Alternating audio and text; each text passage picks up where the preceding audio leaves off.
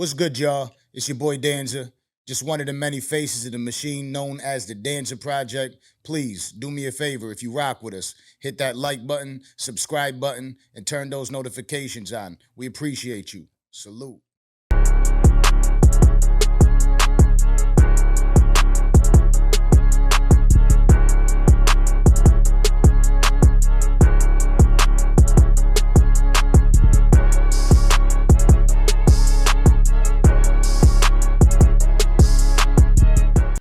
This is season 5 of the Danza Project, right? And I'm gonna tell you a dope story real quick. Super dope story. Yesterday I'm working out. I decided I gotta start getting some cardio right. You know what I mean? I can't be, we had Charleston White talking all that shit about being athletic and whatnot. And I'm like, you know what? Let me get my cardio right because I'm lifting too much weight. I don't need to be benching 400 pounds right now. You know what I'm saying? Let me get back down. Let me get the cardio right so I feel good. So I got my stamina right. And I'm sitting in there where I'm playing basketball for a little bit, jump rope. I go hit the sauna right after that to cool down so I can go home, drink my protein shake, and be straight for the night. I'm in there, somebody's talking to me about the podcast, right? And they're like, "Oh, yo, Danza, I seen you, this and that, da-da-da-da." And I'm like, super dope, you know what I mean? I was like, yeah, actually, tomorrow I'm going to be having a conversation with Robbie Anderson, right? Let me tell you how good of a dude this dude is. Right. My man pulls out his phone. He's like, Robbie Anderson. Chose. He said, that man sent me $2,000 to help me out. Oh, shit. He said, that is a good dude right there. He's an attorney. He's a teacher at a school. And he was like, bro, let me tell you something. Like, that is a really, really good dude. And I'm like, what are the chances that I just see somebody randomly like that and that's the story? Like that. Just the first conversation I have about it. So how many other stories are there out there?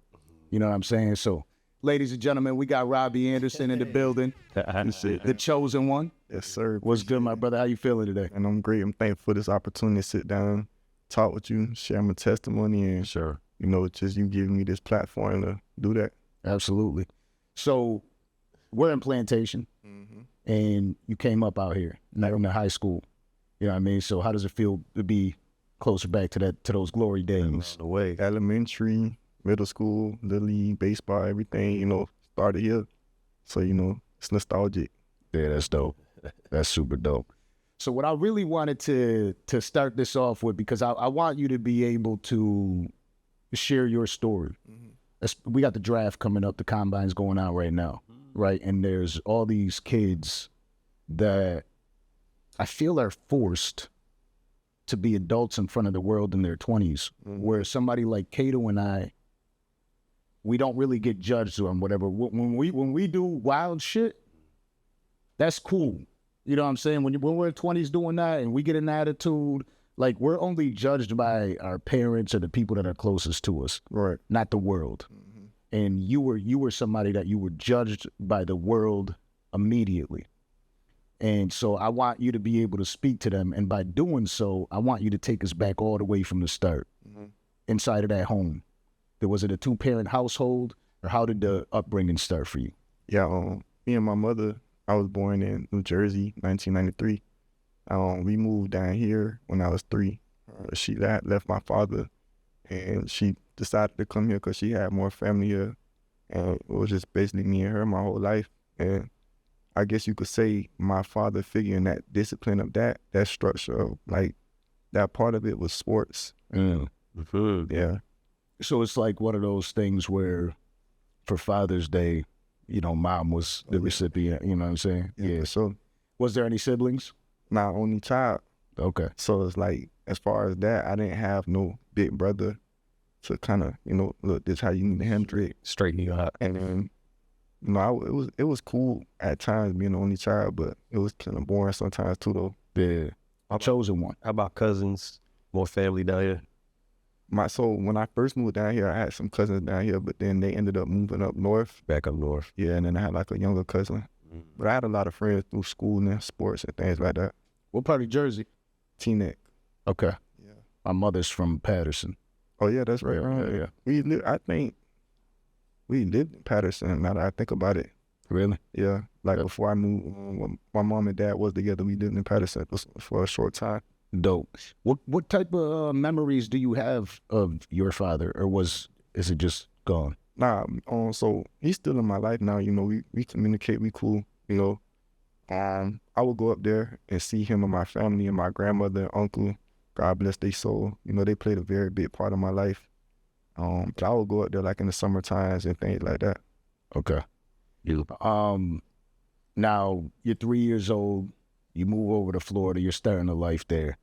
Like at 3 years old, we don't really remember much. Mm-hmm. When do you recall like being like understanding the position you were in? As far as when I was younger, or Well, yeah. so like when we left, I feel like I vaguely remember my mom like taking me to go say goodbye to him, and then riding in the car like for like a really long time. Like she packed the car up and we drove down, and I remember that part. And then I remember staying at my aunt's house and being over there with my cousins when I was like 4. And then I remember briefly like somewhat of when we were living in Miami at first and like going to this daycare at this hospital and things like that. So I have like a very sharp memory. Like I could probably recollect certain things from high school, like what I specifically had on. So, but yeah, I remember like that part of it for the most part. That photographic memory. Yeah. Now, for the people that, and a lot of us have grown up without fathers, what was the struggle like in the household for your mother raising you on her own and having to deal with that out here? Was she like battling a lot in those times? I feel like my mom's such a strong woman and has such a willpower that she makes things look a lot easier than they are. And she's very smart, very hardworking woman, and just very detailed. And it's like I rarely really would be able to tell that things were what they were, but I do remember those breaking point moments where we walking out, I'm supposed to go to school, and the car done got towed because she couldn't make payments, but she figured it out. You know, so it's like nothing could really break her. Yeah, single mother. That's how it is. And it's like she worked 2-3 jobs with ease, and you wouldn't know that. Yeah, no, like never missed a game. Like I remember she missed one game playing baseball. I always supported, did all she could to make it happen. That day probably ate her up too. Missing that game. Until you get older, you start working, and you know what it costs to be at them games. You know what I'm saying? It's definitely different. One thing about that though too, growing up with just your mother, is you kind of get a lot of game too. Yeah. As far as how to interact with women and how not to interact with women. Kind of grow up knowing certain things like, okay, this, that, and this, that. Like, especially if that's your only perception and the only thing that you're absorbing constantly. So it's interesting that you said, like, without having that father figure there when it came to sports, that's where you get the coaches and the guys that you can kind of look up to, and even some of your players, somebody that might be a little bit ahead of you, or you're a freshman and you got that senior, he's the guy, I got to see how he's running routes type of deal. So it's cool to see how you got to pull that inspiration and find. Yeah, I feel like with my mom too, she's real good at like just teaching me, being detailed, staying on top of me. I'm a very clean person because I was trained like that. Like while I've grown in life, I understand a lot of things with individuals, like they're bad and they're good and their flaws. It's upbringing, you know. So just understanding how what she instilled in me with being on time, places, just that attention to detail and how to handle things and maneuver through life, and what she instilled in me. Like I remember she always used to like emphasize to me, I don't want you to grow up and have to struggle. Like I don't want you to have to struggle, you know. And even times with sports, like I was like feeling like a little defeated with where my trajectory was, but she like, you know, at that, you know, those times where some parents might just let their child just walk away and do whatever, like she kind of forced me into it, and I didn't understand it at those times, but you know, because she saw something in me I might have like lost sight of at those moments. And what first off, was sports like a way to kind of help her as well? You know, because she's obviously working and doing her thing. She could put you in a sports program. It helps like having you in that program, her being able to get things done in a timely manner, be able to go pick you up, you know, did that help her? Yeah, I think for sure it did, but definitely she wanted me to be involved in things, and I had like a natural gift with my athleticism, so she just wanted me to pursue something, and then I was passionate about it, so she kept me involved. Like my childhood dream was playing baseball. Football kind of came into the picture later on, especially the culture down here. But that was really my childhood dream, to play for the New York Yankees and play baseball. That was like my number one thing. And I would say I do regret stop playing. And I tell like my younger like cousins and things, like play all the sports you can. And even for younger kids watching this, like play all the sports you can while you had the opportunity. Because even if you might not be a basketball player, that's still giving you relationships, opportunity to do something positive. And if you really want to play football, that's only going to make your skills better in football. You know, I look back in high school, I only played football. I didn't run track till my senior year, and I wasn't serious about it. But I would have been playing basketball, football, running track, playing baseball. That's a good look on your resume, and it keeps you in a good environment. You know, the thing I love about sports is you go to a sports game and race and all that doesn't matter. You know, the kid in the nosebleeds, he's just happy to be in the environment. You know, it's a way, it's two teams against each other, but it brings togetherness.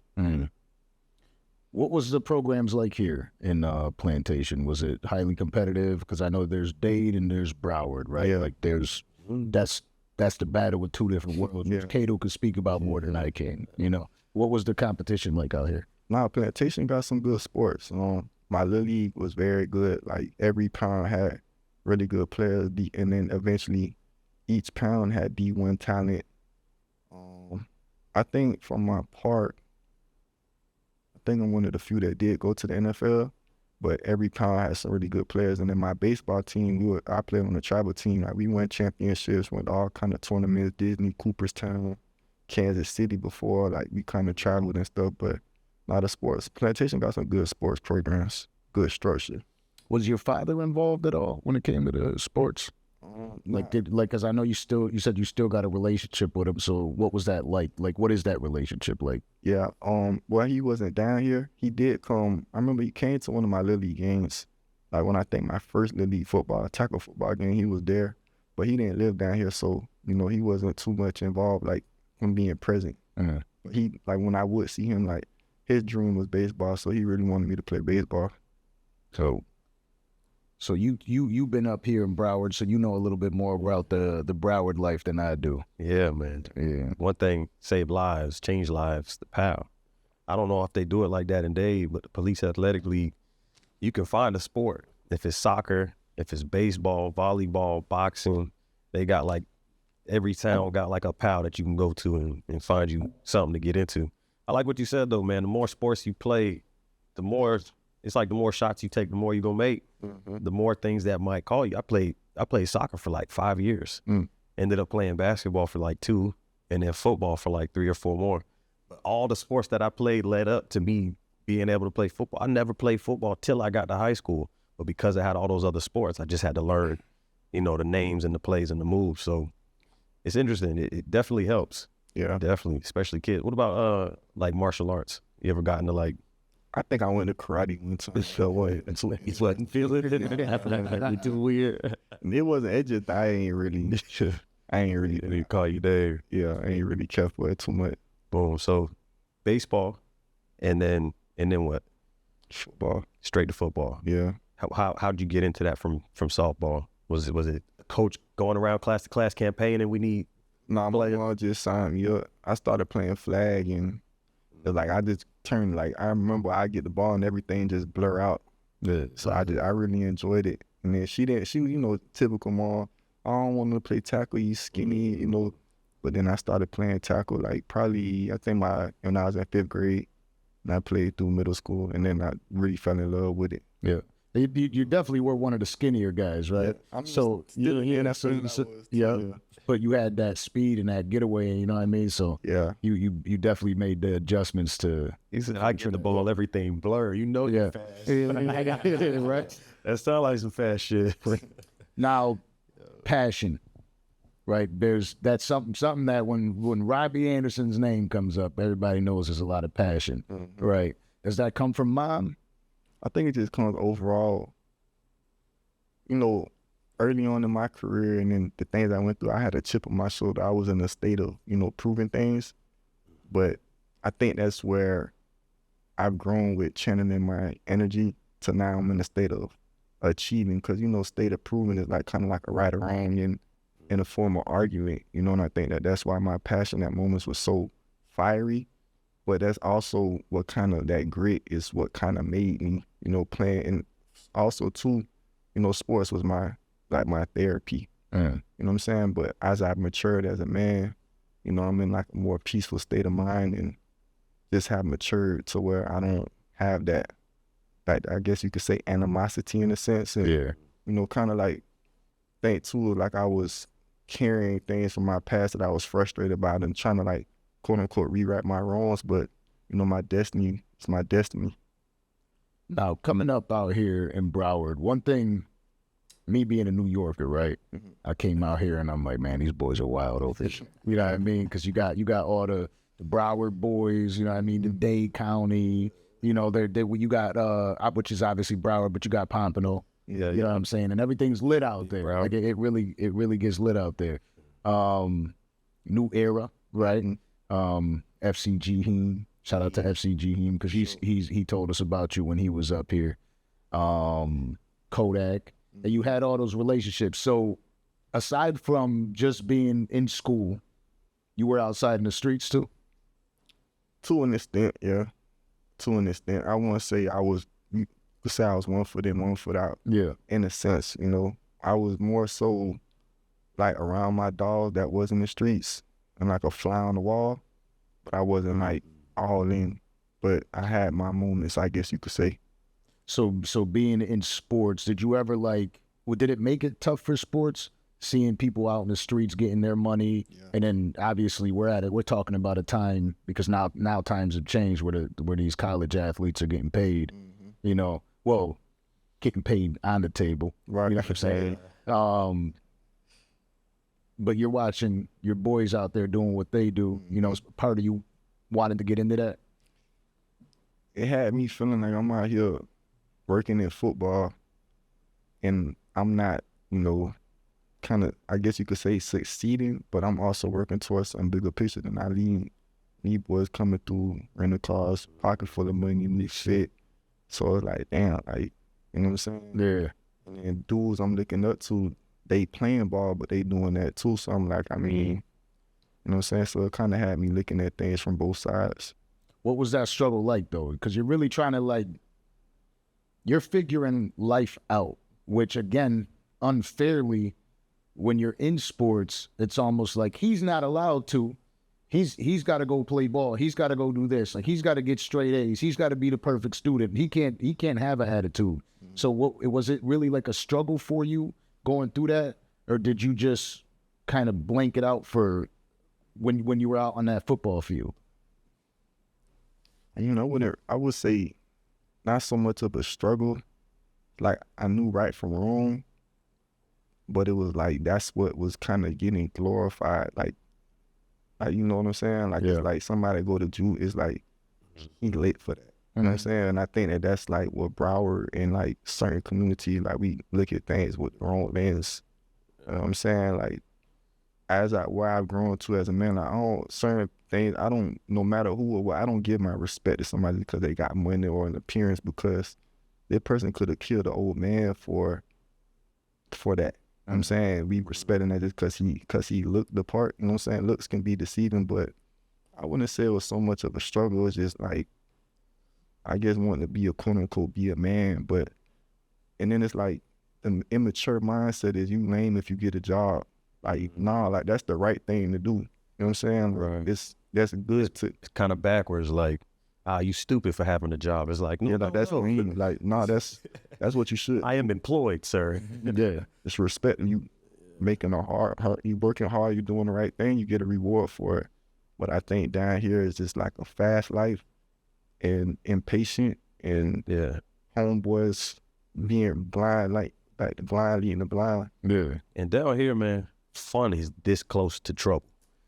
So you could just be having a good time out of your business. Maybe you didn't even come here for all that, but somebody else in the crew got something else going on. I came here for fun. Yeah. And all of a sudden, here comes the trouble with however that may come.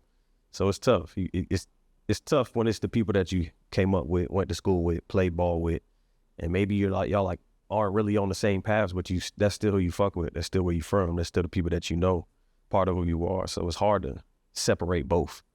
You know, go back home and let everybody call you lame. Damn, we don't see you no more. Damn, you don't come around no more. Damn, what happened? You don't fuck with us no more. I see you on TV. I don't see you over at such and such place no more. So it's got to be tough to balance that. And then you said maturity too. I wanted to ask you something. You had said something to me that was like super deep, and I want to like get a little bit more perspective on it. You said proving yourself is kind of like a yes or no argument. Like, what do you mean by that, and where'd you learn it? Because I was thinking about it, I was like, that make a lot of sense. I was thinking about it probably the other day. I was just thinking about my state of mind, and I'm real big on education and intellect.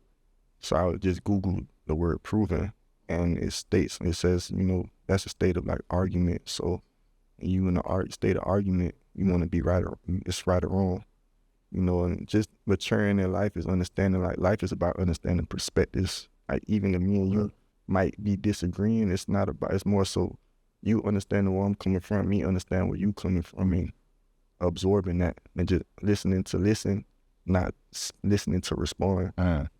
It sounds like you have a good relationship. Oh yeah, The understanding perspective, I'm not really the best at it. You know what I'm saying? Yeah. I'm trying. I'm still learning. You know what I mean? Now, you be dropping casual gems. That type of wisdom. Do you read a lot of books, or do you just hang out with old folks? Like, I read the Bible a lot.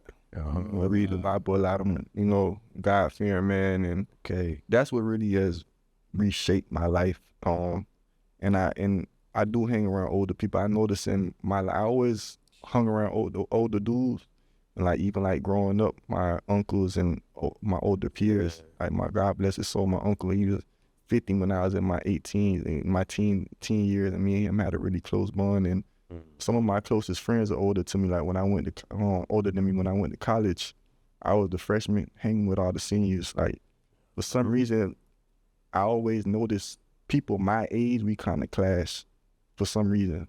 Or I'm more so to hang with older dudes or younger dudes, because I'm like the big homie, I can pour into them. For some reason, dudes my age, I don't know if it'd be some type of like competitions or something like that, but like, or our mind is just kind of too similar. But I notice being around older dudes, that's what's keep me sharp, because they done seen things a little bit more. yeah, it's easier to deal with them with somebody that's, again, they're not competing with you. They're trying to like coach you up. You know what I'm saying? Like, and you're a polarizing figure. So it's not like when your peers are talking to you that for them, they feel like, you know what I mean, they're talking to somebody less than. Like, a lot of the times people want to be the illest one in the crew. Yeah. You know what I'm saying? That they want to be the leader, and, you know, you're a polarizing figure, so it's going to be hard to little boy you. You know what I'm saying? It's like, hey, my boy, chill out with all this bullshit. You know what I'm saying? Now, I was listening to your story, and I was intrigued by when you talked about what got you out, right? Like, 1 foot in, 1 foot out, right? And you're discussing football and the streets, just kind of being around those people and knowing what trouble that could bring. And you mentioned how you kind of missed the day. Instead of just being on the porch and kicking it, you missed the day, and you lost a cousin, right? Somebody was shy, somebody that you're cool with. Oh yeah. So that situation, that was 2018, and I was up there in New Jersey. It was like all-season program, and I usually leave come the weekend, and I stayed up there because they had summer jam. So I stayed up there. Somebody was coming in town, they wanted me to come, and then my homegirl called me, like, she was like panicking. She like, where you at? And I'm like, I'm up here in Jersey. She's like, somebody was just shooting over there. And it's like 9 times out of 10, this when I was just like, I won't say I didn't have no direction. That's just what I knew at the time. Like, that's what was my thing. Now I have a whole bunch of different things I do on my free time, but that was my thing to go pull up over there and go post up. And it was like, but that was, a wake up call. And then I think like probably like a month after that, that's when the job got shot. It's the Tentacion. Yeah. God bless his soul, you know, and it just like, man, it was broad daylight. I was like, dang, like, got a lot to gain to, you know, just be kind of, and I think with me, it didn't never really like soak in, like, cause I was so humble and so tunnel vision, like, that I'm really in the NFL, like I'm really a star for the New York Jets. Like it didn't seem real because I was still doing the same things and kind of didn't get caught up in that noise, but I don't think I saw the level of complexity of how big that was. Yeah. You went to Temple. Mm-hmm. While you were being recruited there, they were cool with everything that you had going on, right? You had the Wicks, you know what I mean? You had the Broward boy Wicks, you be seeing them out here, right? And it was kind of like they accepted you for you initially, but it seems like along your journey there, they were like, yeah, well, why don't you cut your hair? Yeah. How did that feel like for you, kind of navigating through that mentally? Man, so the thing with Temple, they wouldn't even really recruit me. I got a random phone call on a Friday. I wasn't at school. I got a random phone call, and it was a coach. He was recruiting me to another school. He had this guy that's like, you want to come on a visit? I had already committed to another school, so I was like, I'm going to just go. I ain't got nothing to do. And that was what, Western Michigan or something like that? Yeah. I was committed to Western Michigan, and then they was like, I'm going to visit. You know what I'm saying? The coaches coming from University of Florida. I was already cool with this coach from the school he recruited me to, so I went up there. And the thing I liked about it, that they were going to a bigger conference. But when I sat down with my meeting, you know, they told me, I had long dreads at the time. I guess the previous coach made them cut their dreads. He told me, should I make you cut your hair? I was like, nah, it doesn't have nothing to do with it. It's just my preference. He was like, all right, fine. So then I got to Temple. I got there July 3rd. I had got a heart surgery, so I missed some time. Then when I came back practicing, I was balling, flying around. So I was going, and how it was then, you had 4 games until you'll get redshirted. So I was about to play the 4th game. I was going to start at punt returner, kick returner. They was going to put me in the opener play, like they was going to let me loose. So the one coach come up to me before practice, he like, you got to cut your dreads. I'm thinking he joking around. So I'm like, I'm focused before practice. It kind of went in one ear out the other. And then he told me like, nah, you got to do something with your hair. So I'm like, I go get it braided. My homegirl braided my dreads. Mm-hmm. Then we, like the day before a game, you do like a walkthrough and then you gonna fly out. So the coach he tell me like, you know, I don't want somebody to pull you by your neck. But I'm just like, you know, as men, we made an agreement. You know what I'm saying? Like, I wanted to go to Temple. They would have told me cut my hair. I would have cut my hair to go there. You know what I'm saying? So then I trimmed my dreads. It still wasn't enough. The whole team, it's like the whole discussion and locked in. But I feel like it was more so, like looking back in hindsight, I feel like it was his way to like set an example. Like, don't play with his authority. And then for me, things got difficult, but I feel like overall, you know, it was all for its purpose, because that shaped and formed me to the man I am today. But I feel like it wasn't right though. You know what I'm saying? Yeah. It had nothing to do with nothing. But looking back, it's like, if I would have just cut my hair, you know, I would have been able to ball, but it's like I shouldn't have had to do that, because what does it have to do with anything? You told me I ain't have to, you know, and it wasn't that I was doing it to like test his authority, but that's how I felt comfortable as a person. It's easy to look back and say, oh, okay, I see what he was doing. Yeah. But you were living that. Mm-hmm. You know what I mean? So mentally, for somebody to say, hey, I remember having like a regular 9-to-5 job when I had my string goatee, and they told me to cut it, and I quit the job because I'm like, I'm gonna quit to cut my goatee. You know what I mean? It changes who you are. And I was there I was there. It's not like this happened when I first got there. Like, I was there X amount of months, and my dreads was long when I got there. So like, why is this all of a sudden now? Like, it was a weird situation. Seems like it just kind of grew and grew and grew, and just kind of got worse. And then it was like, oh, okay, if you gonna be the big dog, I gotta show you I run this. Yeah, and then it was like, after that, I couldn't do nothing right. Like, it just was the next 2 years. I even cut my hair the next year. Still was always a problem, or, you know, now was I 100% perfect now, but I just feel like with coaches, it's like understanding players. Yeah. You know, you don't know what somebody's going through, communicating. We all come from different upbringings. Like, you kind of especially in college, college coach's job is to teach you how to be a man and lead you to being a man and like get through to you. But I think what kind of hurt me was that the coach that recruited me there, he left going into my second year, so it's like I wasn't technically their guy. And then it's like, there wasn't no transfer portal, so I was stuck there. Yeah. People don't understand the thing about hair, dreads, wigs, none of it, right? It's something that even to this day is heavily judged. I know I had a really good friend, and I got nephews. I got 6 nephews that are half black, and they got, Giovanni and Jacoby, they got their dreads. They're all out. And I remember one of my friends, former friends, having a discussion with me about it, and they got pulled over right out here, and they were profiled, and it was because of their hair. And I remember talking to my friend, and he's like, well, maybe if they cut their hair. That's the last day I was friends with that kid. Yeah, I feel The last day. Because it's just, like, I get it. He's never been involved in anything other than what he's been involved with. But that just shows you got a real lack of understanding of culture, of somebody's upbringing. You know what I mean? You can't judge off of that. You just can't. You know what I mean? A lot of people really truly don't understand what that does for somebody. Even if my nephews that day were to hear that, what it would do to them mentally. So not understanding culture and upbringing is huge. Yeah. It's sometimes people, their hair, that's like not necessary. I mean, some people, I think it's like religion and things like that. But yeah, I mean, I feel like we all allowed to represent ourselves how we want to. Absolutely. Like even with tattoos, that's just, it's art. Your appearance is a form of your art. how you express yourself to the world, how you choose to be perceived. Yeah, and how you feel comfortable. That's what I'm saying. You live free, you got free will in this country, Although my grandmother definitely wasn't happy when I popped up with some tattoos. She didn't like that at all. I was shook too. My mom was like, "Abuela's here." I was like, "Oh, that's not good." If I ain't gonna lie, if I could go back in time, I wouldn't have got no tattoos. Really? I did it at such a young age. Not once? Nah, I kind of sometimes I miss having like my clean skin. Yeah. Word.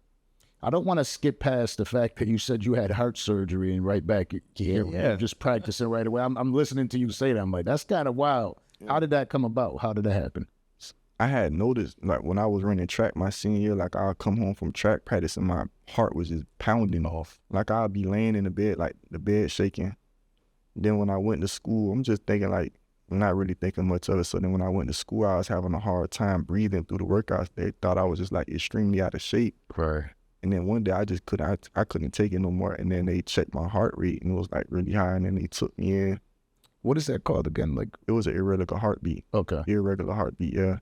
So then I had to get an operation. I'm like, dang, like, am I ever gonna be able to play football? That's it. And I had watched the movie my senior year in one of my classes. We watched the movie. I don't know who, I forgot. Mike Jordan. Nah, I think it's Jim Brown. I think he played at Syracuse. And somebody, I don't know who it was. Somebody played football, and I think that he had a heart problem. He never was able to play football again. And so I was like, dang, like, this is what happened. It was not me. Nah, I was blessed on. I just had to get a procedure where they like insert this thing through your groin and go up and like basically zap your heart. And like crazy. I was in and out the surgery because when I came in, my heart was doing it. They didn't want to put me to sleep to where it just calms down. So I was like feeling like certain moments. So then like it's like heat.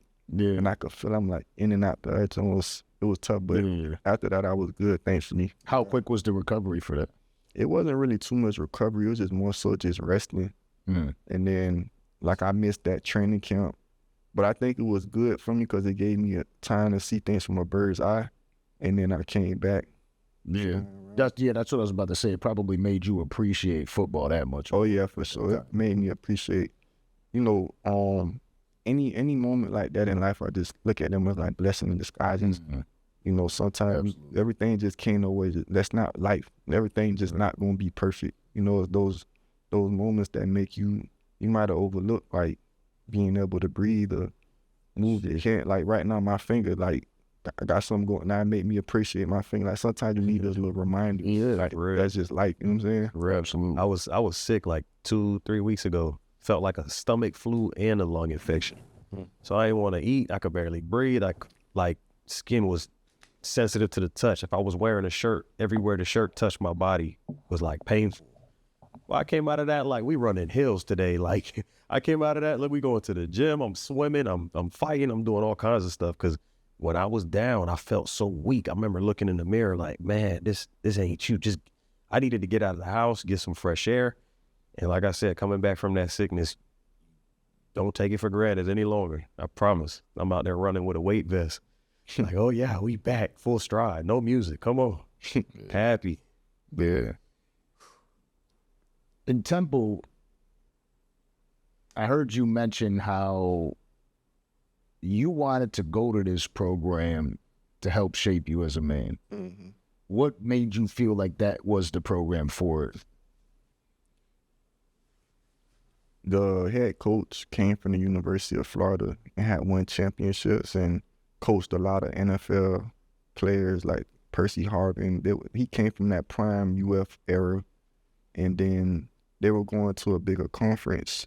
They were going to the Big East. So it was like, you know, better competition, better platform. And then the other component of it was the location. It wasn't in the middle of nowhere, and it was close to, I have family in Jersey. So I had family that I'd be able to be accessible to. And it's like looking back, the situation with Western Michigan, it just seemed too good to be true. Like I felt like they wanted me so bad, and it just seemed too good to be true. How so though? Like, what do you mean? They just like was Being too friendly? Like it was like, and that's probably, I don't know. It's not. You're going to be our star player. You're going to be... Yeah, like it just seemed too good to be true. And I also felt that going there, I wasn't going to be challenged. Like I felt like I would have been able to just get away with whatever. I felt that Temple, like it was going to challenge me.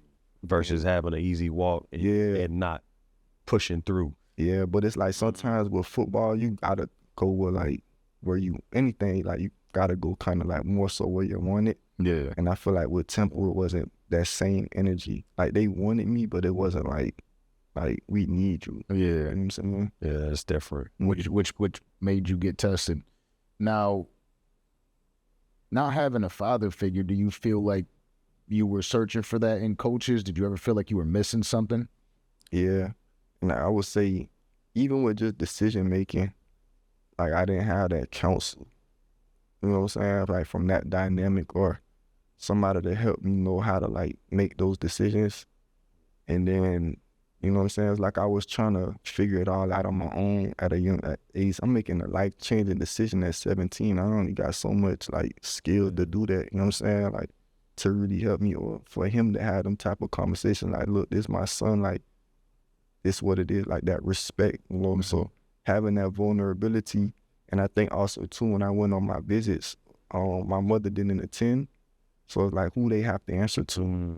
And then when I got recruited with Temple, like it came straight through me. They didn't have to go through my coach to where they have to keep this, like they got to do right by him, or moving forward, you're not going to be able to recruit other kids. So like I was kind of like on my own a little bit on that, you know, but I look at it like, who's to say if I went to that other school and then I had a life injury, you know what I'm saying? Life ran the injury, like those decisions made me who I am, and that's how I was supposed to go. Right. So now you're kind of with the struggle, because we're going through that timeline. You're struggling in college with really just the program and the coaches, but Matt Rhule comes along. Mm-hmm. How did that impact your career? So the thing with Coach Rhule, when I went on my visit and I sat down with the coaches before, like when we had the conversation about my hair, he was like pounding the table for me. Like I like this kid a lot. Like he always saw something in me. So when he got the job, things started off on like a kind of rocky step with us, because I was like kind of over that situation. So I ended up showing up to school for the new semester a couple of days late. But, you know, he was graceful and understanding. And then I was kind of doing things my way a little bit, but then things started getting good. And then that summer I was going through looking back, I was going through some spiritual battles, and I just really didn't know if I wanted to be there. He let me go home for the summer, and then I had kind of made a decision I was going to leave. And then I tried to leave. It didn't work out. I went to another a JUCO, and I was there for like a week and a half, and the coach came up to me and told me, if you stay here, you're going to lose your eligibility. So I had to go back to Temple. I'm walking through the subway in New York City with my bags, like taking a Greyhound back to Temple to go talk to the team. I had to like pulled up, had to ask all the players on the team, all the seniors, if I could come back. Only one person voted for me to come back. Wow. And then he had gave away my scholarship, so I had to bet on myself. And then I was suspended the first couple of games, and then he let me get out there, and, I took off from there. But Coach Rhule always was somebody that he saw a lot in me, and then we built a very strong bond that season. You know what I'm saying? And then, unfortunately, things that happened prior caught up to me, like in the classroom. Then I got kicked out of school. But that following year, like that whole time I was kicked out, he fought for the school to get the rule change for me to get back in the school to get the opportunity to further my career in football in college and get to the NFL. Let me ask you, do you feel like it would have been easier if they had the program out now, the NIL, to get you paid while you were in college? Yeah, I think it would have been more motivating. Uh-huh. It would have been more motivating. And me, I always had a smart mind when it came to money. So I would have treated myself, but I wouldn't have been like just blowing money doing all that sense. Yeah. Now, you go undrafted Mm-hmm. and you get picked up by the Jets. Mm-hmm. So what was that like for you, all in all? As far as which part of it? Just kind of the entire experience, right? Like, because when you're playing football, right? Like even me when I was younger, just playing football, I'm like you dream of getting drafted one day. And now you're working hard through that process, trying to get your place in the league, and you get your place. Is that a moment where you're like you're proud, you're there, or like I gotta go in there and I gotta outwork everybody, I gotta bust everybody's ass? Yeah, I knew it was all or nothing, but my past experiences of being when I was kicked out of school and all that, like I was determined, you know what I'm saying, to make the most of it. And I felt good about the Jets because of the skill sets that they had in their room. But I was determined to make it happen by any means. Now, Brandon Marshall, obviously somebody that you've played with, Mm-hmm. that you actually had your podcast with him, House of Athlete, or I Am Athlete, and he spoke on, early on trying to get through to you. Yeah. And seeing that, inevitably you got it all together, but it wasn't like that early on with him. So you obviously you had your passion, but a lot of people see it and they're like, Robbie Anderson's a little bit trouble. So what was your, what was your growth throughout that rookie year? My rookie year, I feel like I was on a good track because I was in the structure. Like I won't say I was walking on eggshells, but I was locked in, you know what I'm saying? And I think too, my blessing was I didn't come into the NFL with a lot of money. So I had to still got to get it. Yeah, so it's like I was here, but hey, it's time to work. Yeah, I was focused, you know what I'm saying? And I was in a bubble, you know what I'm saying? I feel like then the off season came and I didn't have no structure like that. Like I didn't really have nobody really guiding me and necessarily on what to do, and I had all this free time. And I was I wasn't doing nothing wrong, but I wasn't doing all the right things as being a professional, working out consistently and, just having that structure. What was your coaching at that time? My head coach for the Jets, Todd Bowles. Oh, okay. Yeah, he came over from the Seahawks. He was at the Jets. He's at the Bucs now. Okay. Mm-hmm. And he went to Temple too. Yeah, I didn't like y'all. Well, I'm Buffalo, New York. Oh, well, y'all wasn't too good then. Yeah, we definitely weren't. That's the truth. But I definitely didn't like the Jets. I didn't like the Patriots, and I didn't like your other team, Miami Dolphins. You know what I mean? So it was always the ops. Yeah, that was y'all rough days. Yeah. We had a lot of those. Y'all got good around 2019. Yeah, 2019. Josh Allen's second year. Mm-hmm. Yeah, that boy's bad now. Yeah, Josh Allen. Mm-hmm. Also, another one of them bad boys is, one of the new eras, Lamar Jackson. So Yeah, that's a bad boy right there too. yeah. But we're watching your progression throughout your career. You went from the Jets, then you went to Carolina, Yeah. right? And then Carolina, now you're reunited with Matt Rhule, right? What was that like for you going over there? It was beautiful. It was beautiful going to Carolina. It was New York. Looking back, it's like it would have been nice to get a long-term deal and be there, but that wasn't what was meant for me. It's just that environment. It kind of just was a little, not that good structure on going to Carolina. I felt good about it, and then I was linking up with Teddy Bridgewater, who's somebody I've known since high school and always admired how he played football, and knowing Coach Rhule the way he coaches, and it was a great experience at first. And you also went along a journey with Sam Darnold, right? Sam Darnold was the quarterback the rookie year? He was my quarterback my third and fourth year with the Jets. Okay. And he got traded to Carolina my second year in Carolina. Okay.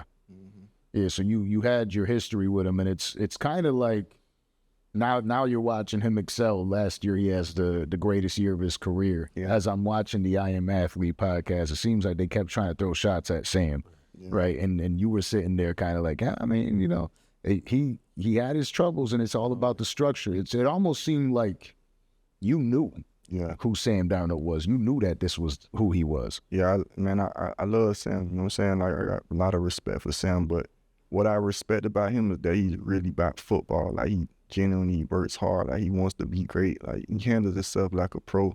And I just knew the situation. Like, he was a young player. Like, I don't really think no rookie should play and start at quarterback. Like, you look at the best quarterbacks, some of them sat for multiple years. Aaron Rodgers sat behind Brett Favre for a lot of years. Yes. So good. Yeah, so it's like a lot of them, they get thrown out there way too fast, and it kind of can hinder their career. A lot of players go into bad situations and never really get to develop or flourish, and it's not their fault. It's how the situation that they're in is.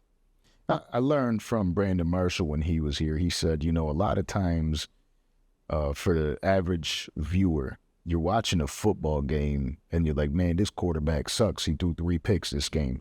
But y'all don't know that the wide receivers aren't running the right routes. Yeah. Y'all are just casual ass viewers that don't know how the game's supposed to be played. So you're sitting there judging him when really the person that was wrong was the wide receiver who ran an extra yard before he cut in and things like that. But y'all don't know it. Yeah, You know what I mean? So obviously you're in the game. You know exactly what's going on with Sam, and you see this progression.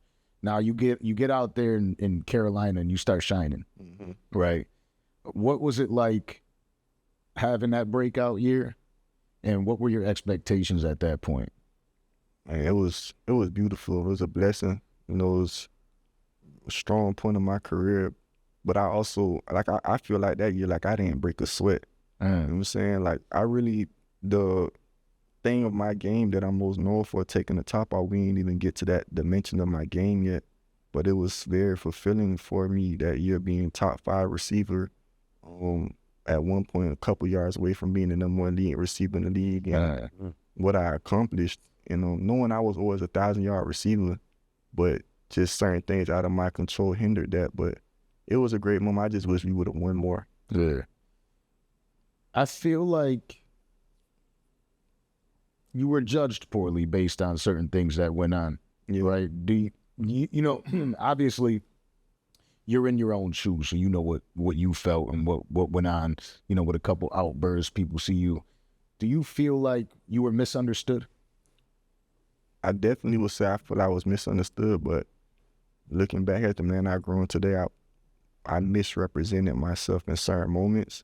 And just where I am now with understanding the business of the NFL is, I could have did a better job controlling my narrative, but also too, now I have a better team that assists in doing that. You know what I'm saying? It takes a teamwork make the dream work. So, the team I have now and just where I educate myself, and I'm a trailblazer. I'm like, had to figure all this out. You know what I'm saying? And I learned through watching others, but also now this phone, I got so many great mentors. I pick up the phone and call and get direct insight from. So, I wasn't representing myself the best, you know, so that leads misconception and things like that, but also communication, elaboration, so the truth is understood. And me, some people use that from a way of like manipulation and kind of lie through their teeth. Me, I've always been like authentic, but also I think a big thing with me was, I feel like my communication was like filtered to Broward, like to where I was from, and not to where multiple other demographics can understand. Right. At the level. And then it's just like certain things I did, like it's not how you handle situations. It was from a passionate standpoint and emotion, but it's not how you handle those type of situations. And then knowing that, like, I got younger kids looking up to me, like the integrity of the game of the sport, like it's not how you handle that. It's easier said than done outside of that moment where I've grown emotionally maturity, but that's just not how things should be handled.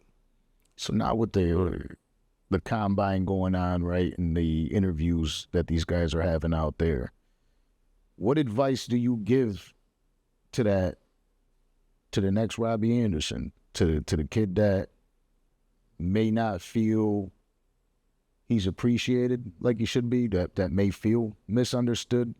How do you pull that kid in and have a conversation with him to change his course? I say, you know, be yourself, but express your dreams.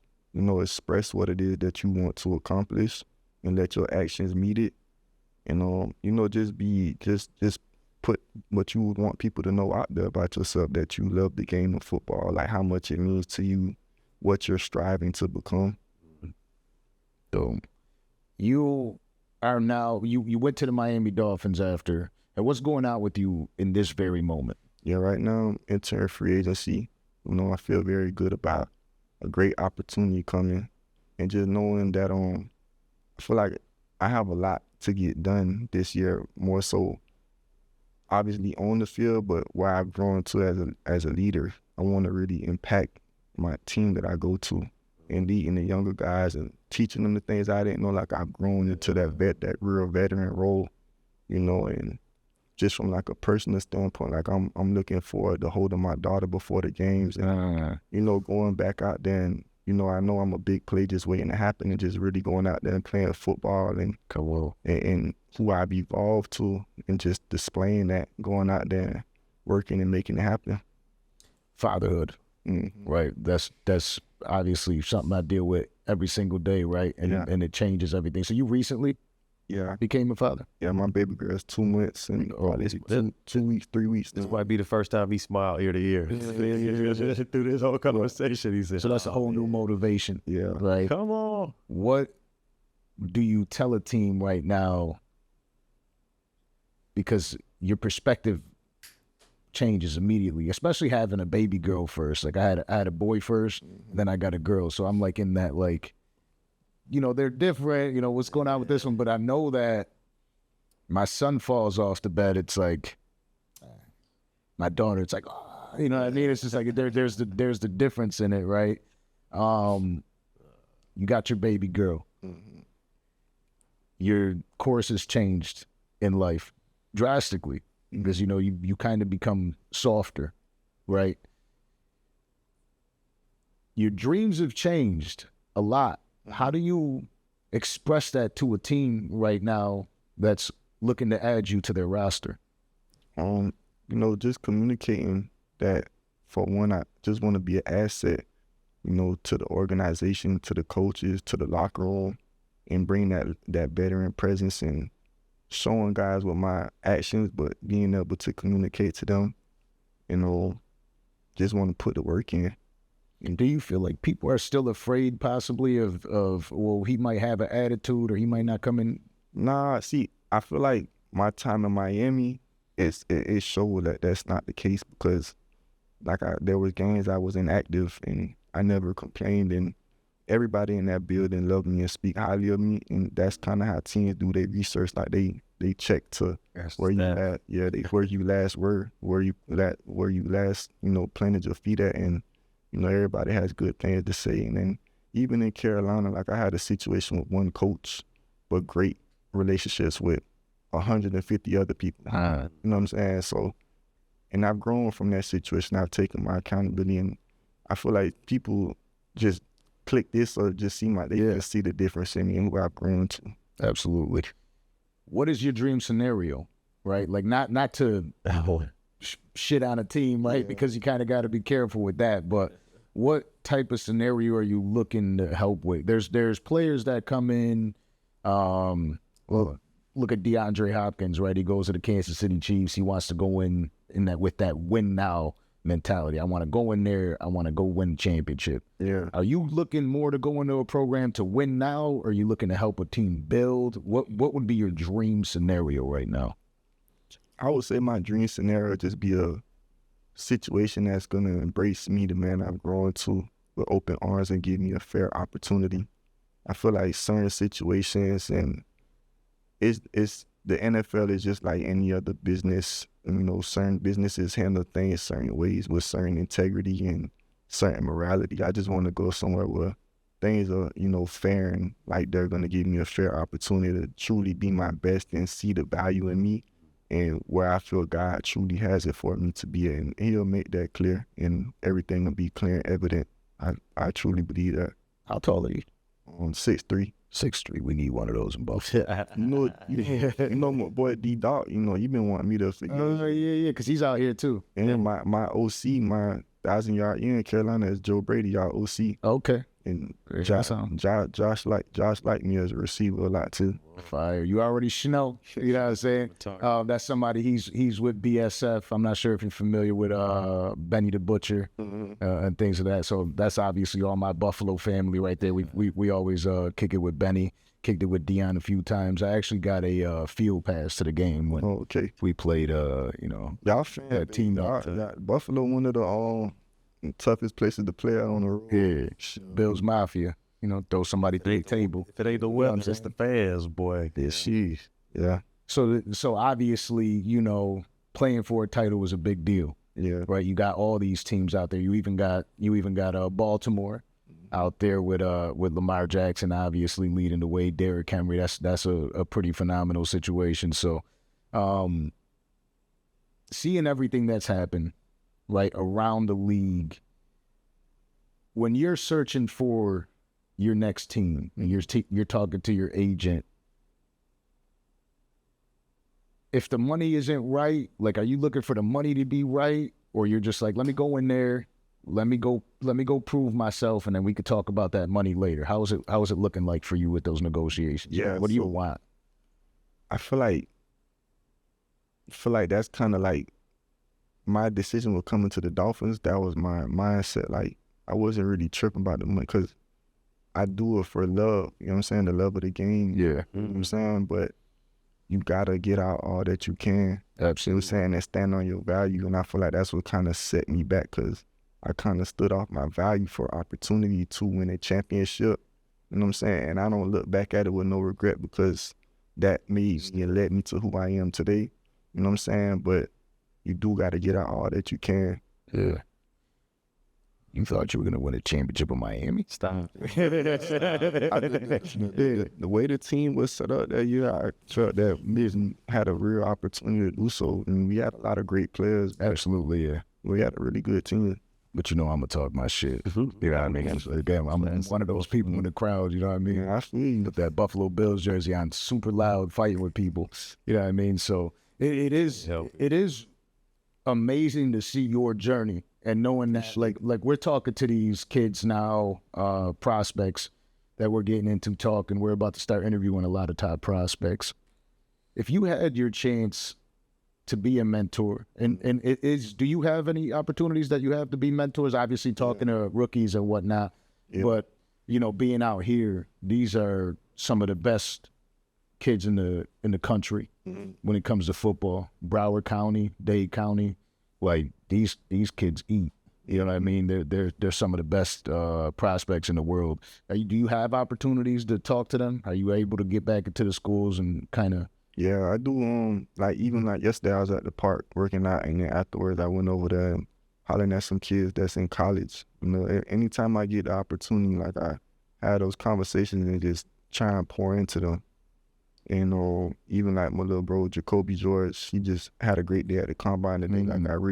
Like, I look at him as like a younger version of me that didn't have the answers that I have. So I just teach them whatever I didn't know at that point, or what I'm learning now, just to give them that jump start, you know. And I just feel like that's things like that is what's truly in my purpose, even when it comes to dudes that are in situations with kind of being in a position where they could get a contract. Yeah. And like guiding them like how to get that done. Yeah, because a lot of people do get demotivated after they're like, oh, I'm undrafted, and you kind of worry about getting into the league. You have all that experience. I was saying, hey, like, I was here, but I was also one of the top 5 in the league. Right. So all you got to do is, you know, you got to mean it. Yeah. You know, when we speak about fatherhood, one of the biggest things is when we don't have a father. Right. We had Cassidy up here, and one of the famous parts of it when he was up here, he's like, the reason you're a good father is because you didn't have one, because you're trying to overcompensate for it, right? Yeah. Do you feel that that's part of it? For sure.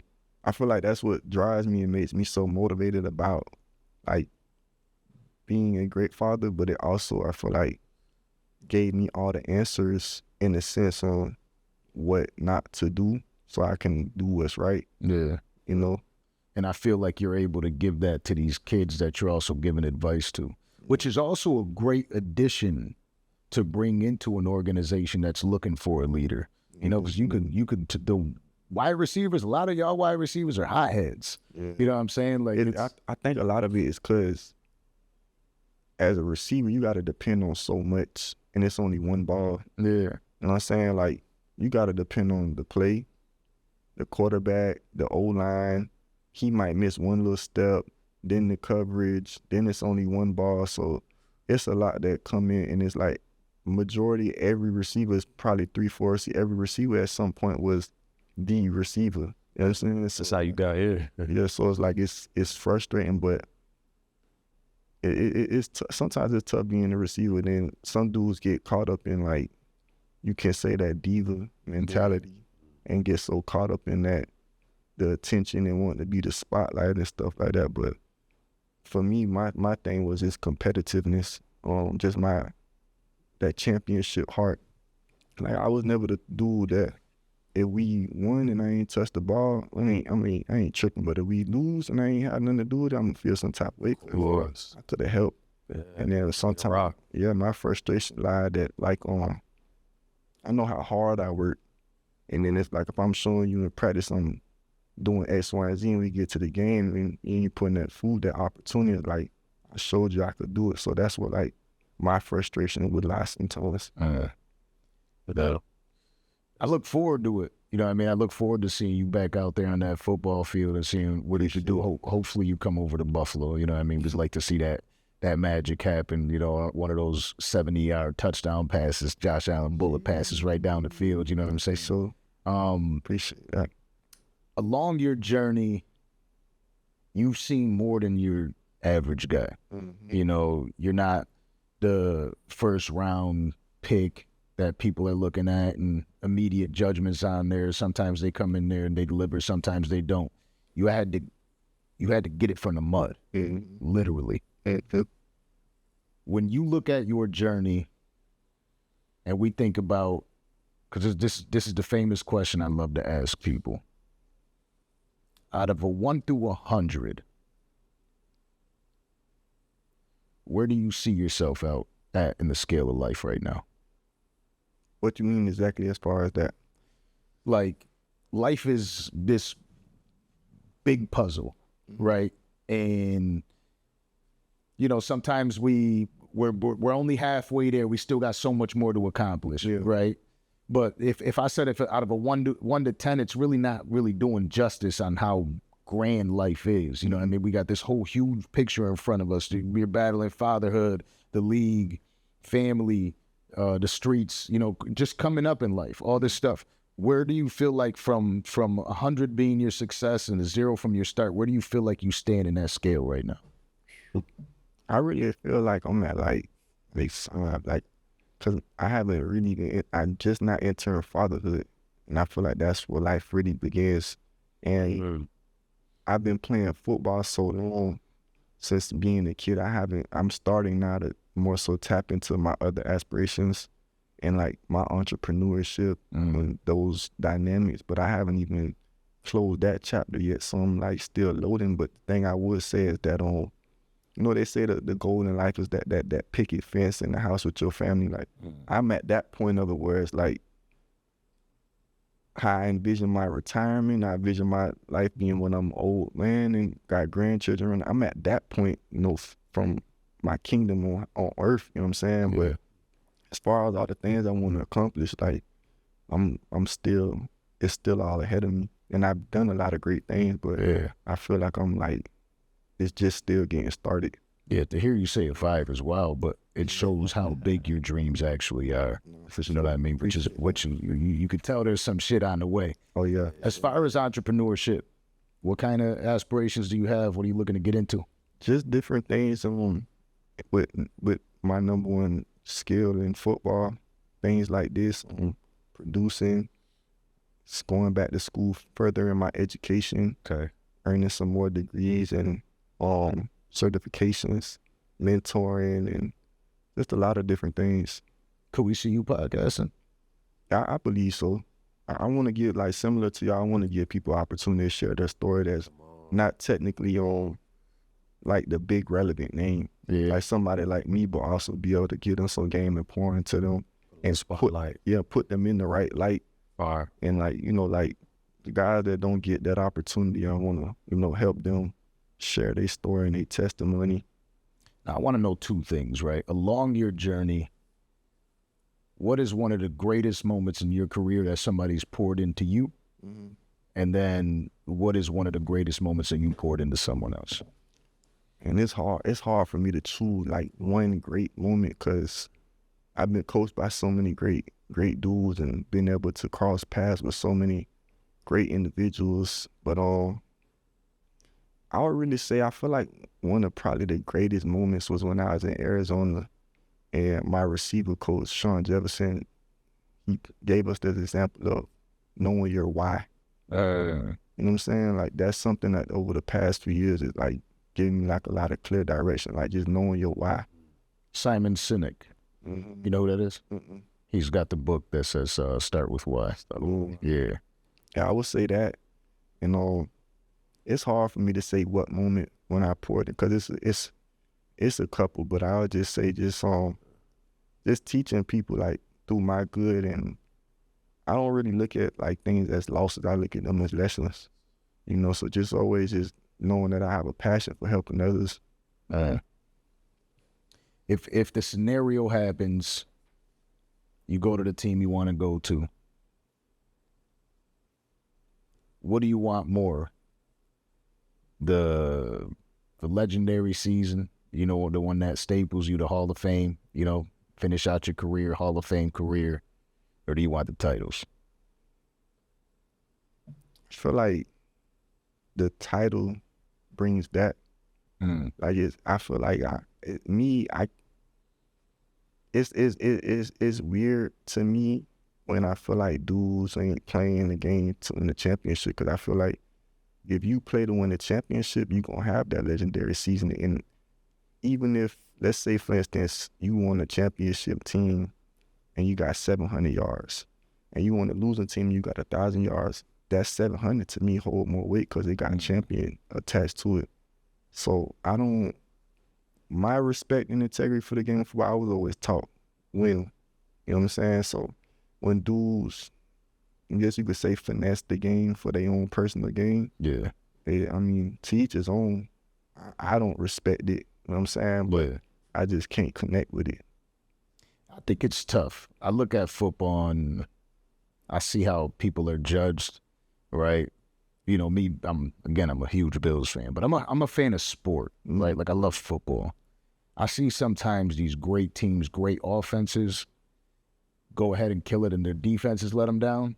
And I see sometimes where the defenses are A1, but their offenses let them down. And you watch an entire unit, right? Like some of the best units, defensive, offensive, that don't really get their chance to shine sometimes, you know what I mean? Because, you know, y'all might have put 45 up that game to get to the Super Bowl, but that other team dropped 48 on you. You know what I'm saying? So every time I look at, I like to judge people on that passion they got, and watching them always go out there and give it their best, and also know that they're not in control of it all. Special teams can make them lose. So I'm never too hard on a player when they don't make it to the championship every year. But when you see that team that does make it to the championship, they got those things flowing on every part of the game. Their special teams is killing it.